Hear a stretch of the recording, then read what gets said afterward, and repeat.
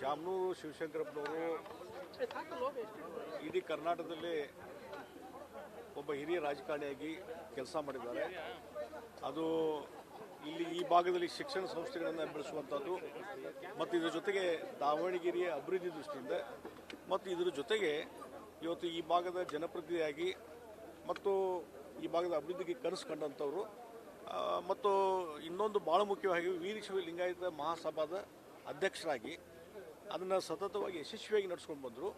ಮತ್ತು ಅವರ ಒಂದು ವ್ಯಕ್ತಿತ್ವದಿಂದ ಸಮಾಜಕ್ಕೂ ಒಂದು ಘನತೆ ಮತ್ತು ಒಂದು ಶಕ್ತಿ ಕೊಡುವಂಥ ಕೆಲಸ ಶಾಮನೂರವರು ತೆಗೆದುಕೊಂಡ್ರು. ಮತ್ತು ಅವರು ಶಾಮನೂರವರು ನಮಗೆ ಬೀಗತನ ಹಾಗೂ ಮುಂಚೆನೂ ಪರಿಚಯ ಇತ್ತು ಮತ್ತು ಬೀಗರಾದ ಮೇಲೂ ಸಹಿತ ಒಂದು ಆತ್ಮೀಯವಾದಂಥ ಒಂದು ಸಂಬಂಧಗಳಿದ್ದು, ವೈಯಕ್ತಿಕ ಸಂಬಂಧ ಮತ್ತು ಹೆಚ್ಚಿನ ರೀತಿಯಾದಂಥ ಯಾವಾಗಲೂ ಯಾವುದೇ ವಿಷಯ, ಸಮಾಜದ ವಿಷಯ ಇರಲಿ ಅಥವಾ ರಾಜಕಾರಣದ ವಿಷಯ ಇರಲಿ ಮತ್ತೊಂದಿರಲಿ, ವೈಯಕ್ತಿಕವಾಗಿ ಬಂದಾಗ ಆ ಸ್ನೇಹ ಮತ್ತು ಸಂಬಂಧವನ್ನು ಇಟ್ಕೊಂಡು ಕೆಲಸ ಮಾಡಿದಂಥವ್ರು ಒಬ್ಬ ಹಿರಿಯ ಜೀವಿ.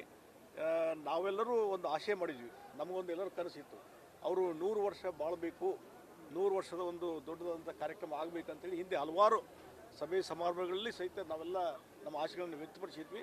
ಆದರೆ ಇತ್ತೀಚಿನ ಕೆಲವು ತಿಂಗಳಲ್ಲಿ ಅವರು ಅನಾರೋಗ್ಯ ಪೀಡಿತರಾಗಿ ಅವರು ನಮ್ಮನ್ನು ಅಗಲಿ ಹೋಗಿದ್ದಾರೆ.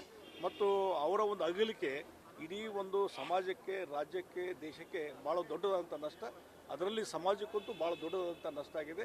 ಹೀಗಾಗಿ ಅವರೇನೊಂದು ಮಾರ್ಗದರ್ಶನ ಹಾಕಿದ್ದಾರೆ, ಒಂದು ಯಾವ ರೀತಿ ಸಮಾಜವನ್ನು ಕಟ್ಟಬೇಕು, ಯಾವ ರೀತಿ ಒಂದು ನಗರವನ್ನು ಕಟ್ಟಬೇಕು, ಶಿಕ್ಷಣ ಸಂಸ್ಥೆಗಳು ಬೆಳೆಸಬೇಕು, ಆ ಮಾರ್ಗದರ್ಶನದಲ್ಲಿ ನಾವೆಲ್ಲ ನಡೆಯೋಣ ಅನ್ನುವಂಥದ್ದು ಮತ್ತು ಅವರ ಆತ್ಮಕ್ಕೆ ನಾನು ಶಾಂತಿಯನ್ನು ಕೊಡ್ತಾ ಇದ್ದೇನೆ.